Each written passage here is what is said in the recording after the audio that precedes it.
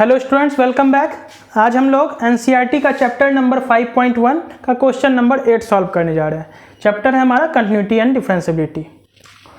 तो ये हमारा फंक्शन है एफ एक्स बराबर मॉड एक्स बाई एक्स अगर x is not equal to zero, दूसरा जीरो अगर एक्स बराबर जीरो। मतलब फंक्शन है मॉड एक्स बाई एक्स अगर x is not equal to zero, और दूसरा फंक्शन है एफ एक्स बराबर जीरो अगर एक्स हमारा जीरो होता है। ठीक है, ये भी क्वेश्चन हमारा सिमिलर है, जैसे 6 नंबर किए थे, 10 नंबर किए थे, वहाँ भी हमें ये कह रहा था find all points of discontinuity of F x. मतलब ये फंक्शन जितने भी पॉइंट पे डिसकंटिन्यूअस होगा सब हमें बताना है। ठीक है, तो हम लोग इस चीज़ को तो समझ चुके हैं कि हमें सिर्फ और सिर्फ उस पॉइंट के अबाउट चेक करना होता है कंटिन्यूटी या डिसकंटिन्यूटी जिस पॉइंट के अबाउट फंक्शन हमारा चेंज होता है। मतलब जीरो के लेफ्ट और जीरो के राइट में हमारा दूसरा फंक्शन है, जीरो के लेफ्ट में हमारा दूसरा फंक्शन है, जीरो के राइट में हमारा दूसरा फंक्शन है, तो सिर्फ और सिर्फ जीरो के अबाउट हम चेक करेंगे, उसके अलावा कहीं और चेक करने की आवश्यकता नहीं होती है। तो इस चीज़ को पहले हम देखते हैं। यहाँ पे हमारा मॉड है तो मॉड को सबसे पहले ओपन करना पड़ेगा, फिर हम लोग समझते हैं क्या करना है। तो सबसे पहले हमें मॉड को ओपन करना पड़ेगा। मॉड है हमारा, मॉड को ओपन कर लेते हैं तो हमारा जो प्रॉब्लम है वो थोड़ा सा और छोटा होगा। ठीक है, तो एफ एक्स बराबर मॉडुलस का प्रॉपर्टी हम लोग जानते हैं कि मॉड एक्स हमें एक्स देता है अगर एक्स ग्रेटर देन जीरो। मतलब मॉड हमारा पॉजिटिव में खुलता है, मॉड हमारा पॉजिटिव ओपन होता है अगर हमारा एक्स जीरो से बड़ा हो, और मॉड हमारा निगेटिव ओपन होता है जब एक्स हमारा जीरो से छोटा है। ठीक है, मॉड हमेशा पॉजिटिव में ओपन होता है अगर हमारा एक्स जीरो से बड़ा हो, और निगेटिव में ओपन होता है माइनस एक्स, एक्स हमारा अगर जीरो से छोटा हो। तो वही चीज़ यहाँ पे हम लोग सॉल्व कर लेते हैं। इसी को मॉड है उसको हम लोग पॉजिटिव, अगर एक्स ग्रेटर देन जीरो है तो मॉड एक्स प्लस एक्स के साथ खुलेगा अगर एक्स हमारा ग्रेटर देन जीरो है। वही मॉड एक्स माइनस एक्स के साथ खुलेगा अगर एक्स हमारा लेस देन जीरो है। और तीसरा फंक्शन एफ एक्स बराबर जीरो दिया हुआ था जब एक्स हमारा जीरो के बराबर है। ठीक है, बात को समझ रहे हैं। मॉड एक्स हम पॉजिटिव ओपन किए जब एक्स ग्रेटर देन जीरो है, उसी को हम लोग मॉड एक्स को निगेटिव में ओपन किए जब एक्स लेस देन जीरो है। तीसरा जीरो, तो हमें एक्स बराबर जीरो पे फंक्शन हमारा जीरो था ही, तो उस चीज़ को हम लोग लिख लिए। अब हम लोग क्या करेंगे कि इसको और सॉल्व करेंगे। तो इस चीज़ को आप लोग नोट कर लीजिए, मॉड एक्स का जो हम ओपन करते हैं इस चीज़ को आप लोग नोट कर लीजिए। हम इस चीज़ को यहाँ पे रब कर रहे हैं। ठीक है, तो इसी चीज़ को अब हम लोग और थोड़ा सॉल्व कर लेते हैं। तो x बाई एक्स यहाँ पे हम लोग ऊपर नीचे कैंसिल कर सकते हैं, तो ये हो जाएगा हमारा 1 अगर x ग्रेटर देन जीरो। यहाँ माइनस एक्स बाई एक्स है, हम लोग ऊपर नीचे कैंसिल कर सकते हैं यहाँ पर, क्योंकि x less than zero, x is not equal to zero. यहाँ पे जीरो पे ये फंक्शन डिफाइन नहीं है। इस चीज़ को हम लोग समझेंगे और डिटेल में, जब हम लोग फंक्शन चैप्टर और डिटेल में पढ़ेंगे तो यहाँ जीरो पे ये फंक्शन डिफाइन नहीं होगा, ये ऊपर वाला जो, इसलिए तो यहाँ x is not equal to zero लिखा हुआ है। जीरो पे ये फंक्शन ऊपर वाला डिफाइंड नहीं है हमारा, क्योंकि इसके डिनोमिनेटर में हम लोग जीरो डाल ही नहीं सकते, इसलिए x is not equal to zero है। तो जब यहाँ x ग्रेटर देन जीरो है, मतलब x is not equal to zero, तो हम लोग ऊपर नीचे यहाँ पे कैंसिल कर सकते हैं। तो x बाई एक्स कट के यहाँ -1 दे देगा हमें अगर x लेस देन जीरो है। और तीसरा फंक्शन x बराबर जीरो पर हमें x का फंक्शन का वैल्यू दिया हुआ था जीरो। तो ये हमारा फाइनल फंक्शन सॉल्व होकर के यहाँ पहुँचा।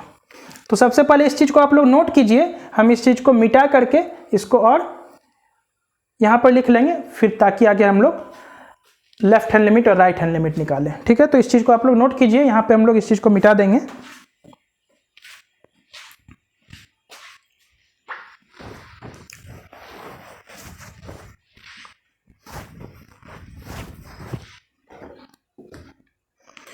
एक बात यहाँ पर समझने वाली है कि यहाँ पे हम लोग ऊपर नीचे कट कर रहे हैं, ऊपर नीचे काट रहे हैं।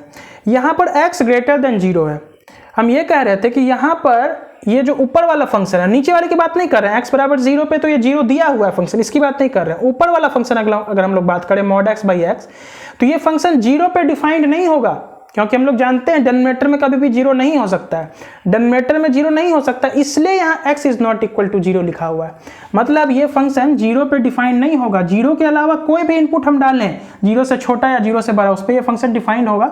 जीरो पे ये फंक्शन हमारा डिफाइन नहीं होगा, इसलिए यहाँ x is not equal to zero है। तो यहाँ जब x ग्रेटर देन जीरो है तो हम लोग ऊपर नीचे यहाँ पे कट कर सकते हैं, इसको कैंसिल कर सकते हैं। x बराबर जीरो अगर रहता तो वहाँ पे तो चूंकि फंक्शन डिफाइन था ही नहीं, तो हम लोग कट नहीं कर सकते थे। इस चीज़ को हम लोग लिमिट में और डिटेल में समझेंगे कि हम लोग जब ऊपर नीचे काटते हैं तो उसके लिए क्या कंडीशन होता है। तो यहाँ पे फिलहाल हम लोग ऊपर नीचे कैंसिल कर सकते हैं, तो कैंसिल करके इस चीज़ को लिखें। इस चीज़ को आप लोग नोट कीजिए, यहाँ पे हम इसको रब करते हैं।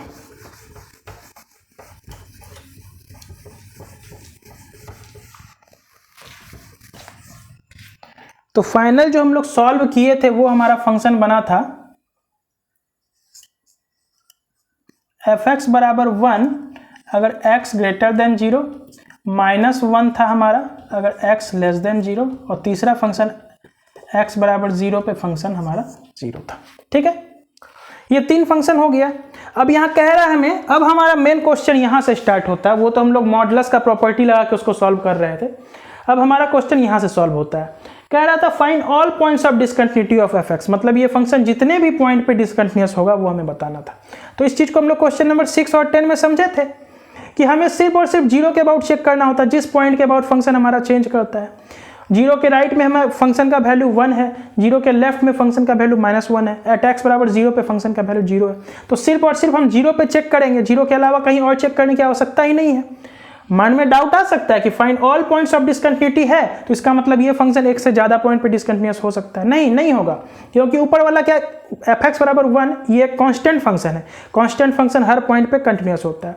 -1 ये भी एक कांस्टेंट फंक्शन है। कांस्टेंट फंक्शन हर पॉइंट पे कंटिन्यूअस होता है। मतलब अगर 0 से बड़े इनपुट पे अगर हम लोग चेक करें इस फंक्शन को, जैसे 0.1, 0.2 या 1, 2, कोई भी इनपुट पे अगर इस फंक्शन को हम लोग चेक करें, इस फंक्शन की कंटिन्यूटी, तो ये हर पॉइंट पे कंटिन्यूअस होगा। उसी प्रकार 0 से छोटे इनपुट, कोई भी इनपुट के लिए -1, -2, -3, किसी भी इनपुट के लिए इस फंक्शन की अगर हम लोग कंटिन्यूटी चेक करें तो f(x) बराबर -1 एक कांस्टेंट फंक्शन है, ये हर पॉइंट पे कंटिन्यूअस होगा। तो सिर्फ और सिर्फ हमें 0 पे चेक करने की आवश्यकता है। 0 पे हम लोग left hand limit, right hand limit निकालेंगे। अगर कंटिन्यूअस होता है तो सही है, नहीं तो डिसकंटिन्यूअस होगा। तो हम लोग यहाँ पर निकालते हैं लेफ्ट हैंड लिमिट। तो left hand limit at x बराबर 0 पे हम लोग सिर्फ चेक करेंगे, 0 के अलावा कहीं नहीं चेक करेंगे। तो कैसे चेक करेंगे? Limit x tends to 0 minus f(x), limit x tends to 0 minus function हमारा यहाँ कौन सा होगा?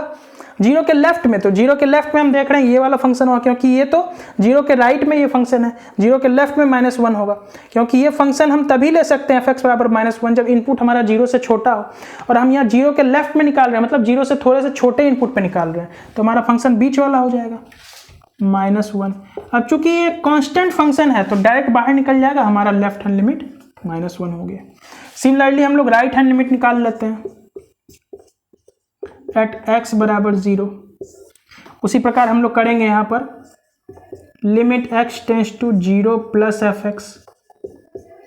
0 के राइट में अब हमारा कौन सा फंक्शन होगा? तो ऊपर वाला फंक्शन होगा, क्योंकि 0 से बड़े इनपुट के लिए ऊपर वाला ही फंक्शन होगा, नीचे वाला तो नहीं हो सकता, क्योंकि इसमें हम 0 से छोटा इनपुट डालेंगे। अब 0 प्लस का मतलब 0 से थोड़ा सा बड़ा इनपुट, तो 0 से थोड़ा सा बड़ा इनपुट के लिए ऊपर वाला ही फंक्शन होगा। तो limit x tends to 0 plus function हमारा क्या हो जाएगा? 1। तो ये कांस्टेंट फंक्शन है, डायरेक्ट बाहर आ जाएगा। तो हम लोग देख रहे हैं लेफ्ट हैंड लिमिट हमारा निकला -1, राइट हैंड लिमिट निकला 1, तो दोनों नॉट इक्वल है। तो यहाँ पे लिख रहे हैं left hand limit is not equal to right hand limit, तो कहेंगे फंक्शन हमारा डिसकंटिन्यूअस है। फंक्शन का वैल्यू में निकालने की जरूरत है ही नहीं। फंक्शन का वैल्यू हम लोग यहाँ पर देख लेते हैं। फंक्शन का वैल्यू एट x बराबर 0 हमें कितना मिलेगा? दिया हुआ है x बराबर 0 पे फंक्शन का वैल्यू 0 पहले से दिया हुआ है। तो x बराबर 0 पे फंक्शन का वैल्यू हम लोग को तीनों निकालना पड़ता है ना, left hand limit, right hand limit और फंक्शन का वैल्यू। तो फंक्शन का वैल्यू एट x बराबर 0 हुआ। वैसे भी फंक्शन का वैल्यू में निकालने की आवश्यकता है ही नहीं, क्योंकि पहले ही हमारा left hand limit, right hand limit आपस में बराबर नहीं है। जब बराबर नहीं है तो फंक्शन यहीं पर हमारा डिसकंटिन्यूअस हो गया। तो फंक्शन हमारा डिसकंटिन्यूअस हो गया।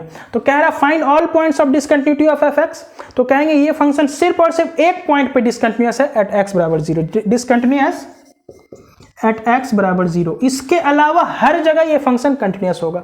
0 से बड़े कोई भी इनपुट हम लोग डालें फंक्शन कंटिन्यूअस होगा, 0 से छोटा कोई भी इनपुट डालें फंक्शन हमारा कंटिन्यूअस होगा। सिर्फ और सिर्फ 0 पे डिसकंटिन्यूअस होगा, 0 के अलावा कहीं और डिसकंटिन्यूअस नहीं होगा। तो सिर्फ और सिर्फ एक पॉइंट हमारा डिसकंटिन्यूअस होगा। तो ये हमारा क्वेश्चन नंबर 8 था। आगे हम लोग और भी प्रॉब्लम को सॉल्व करेंगे।